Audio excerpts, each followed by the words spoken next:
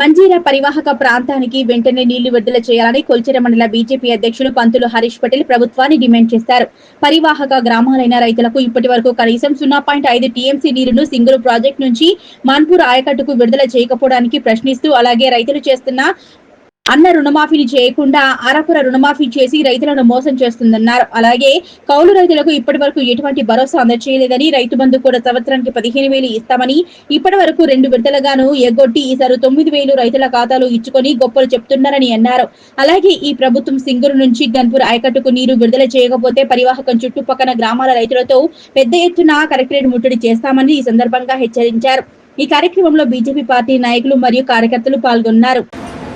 అందరికీ నమస్కారం. మన కొల్చార మండల ప్రజలకు తెలియజేయదు ఏమనగా, ఈరోజు మనకు ఈ కాంగ్రెస్ పార్టీ చేస్తున్న అన్యాయాన్ని వివరించడానికే ఈరోజు మనకి ఈ ప్రెస్ మీట్ పెట్టడం జరిగింది.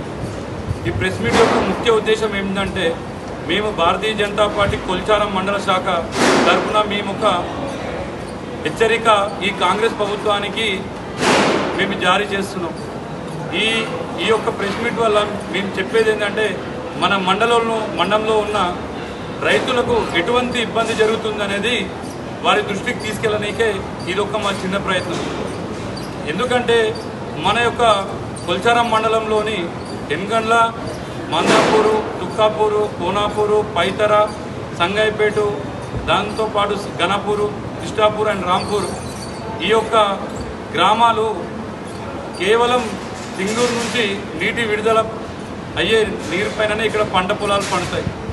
అటువంటి ఈ సమస్య పైన ఇప్పటివరకు ఏ కొల్చారం మండల కాంగ్రెస్ పార్టీ నాయకుడు స్పందించలేడు.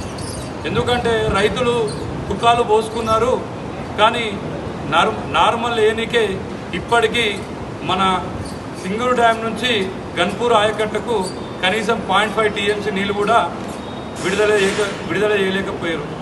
మనకు ఒక పంటకు కనీసంగా 4 టీఎంసీలు విడుదల చేయాలని ఒక జీవో ఉంది.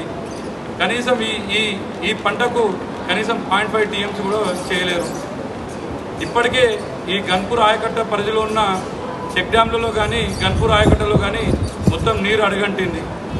దానికోసం రైతులు ఆరుగాలం ఆ మోటార్లు కాలిపోవడం వల్ల వాటి చుట్టూనే తిరుగుతున్నారు.